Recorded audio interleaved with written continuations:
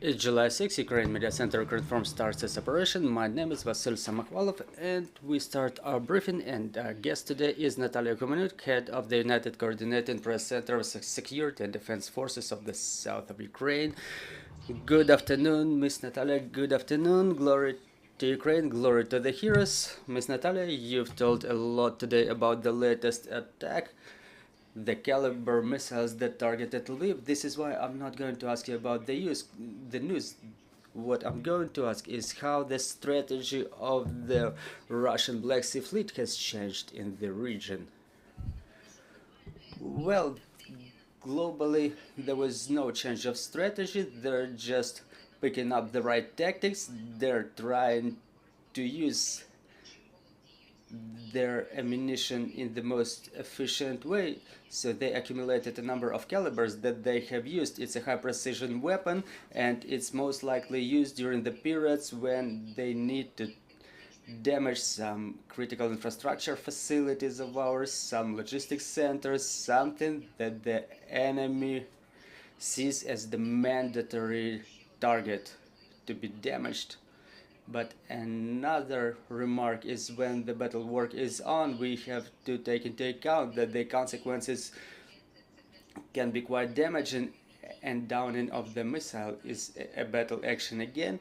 And if they're going on above the residential areas, it may result in damage of any scale, so people have to use shelters. Thank you very much. We track the whole of the information space, and we cannot help but seeing some statements by the Russian correspondents, military correspondents, including some panicking statements around the Antoniv Bridge. The Russians complain that they are being targeted a lot by the Ukrainians. We're not going to ask you what can and cannot be said, but generally, to what extent have Russians managed to get back to the positions that were washed away as a result of the detonation of Kakhovka Dam? I want to remind you that the high water changed the forward edge of the battle area, moving Russians from 5 to 10 kilometers in the depth, so returning to their positions was quite important to them to get back to terrorizing the west bank of Dnipro, where the water subsided.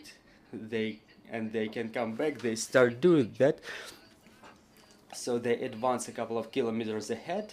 They try to establish new positions because those are already unfit for use, including the positions in the apartment blocks where they locate the mortar teams on the upper levels.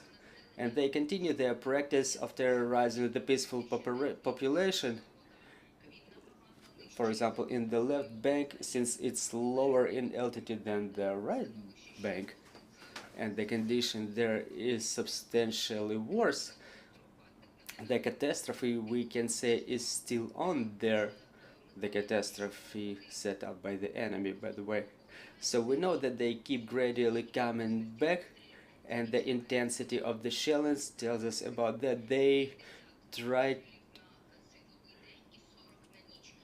to fulfill like 50 shellings during the daytime plus 40 during nighttime. This is the same intensity that they used before the catastrophe.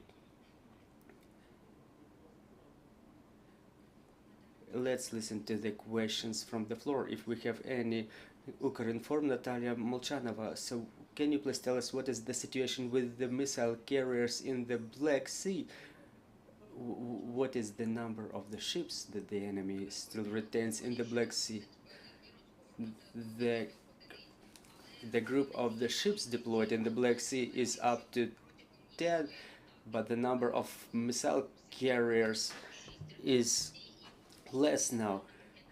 During this night, the number of their missile carriers was 6, which launched 36, which were capable of launching 36 missiles. 10 of them were launched. So now there are 2 missile carriers, surface missile carriers, plus 2 submarine missile carriers still on duty in the Black Sea with a total capability of up to 20 missiles.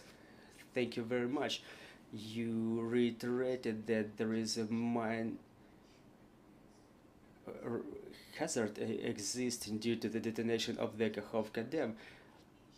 Do we know any news about the mines being washed ashore of other countries, and what is the situation in our country with that?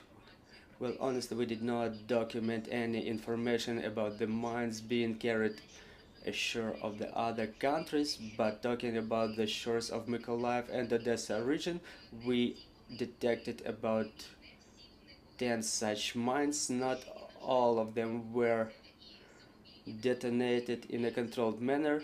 Some of them detonated in an uncontrolled way, and I want to remind you that the Russians also mined the sea in the Black Sea region during the beginning of the full-scale invasion.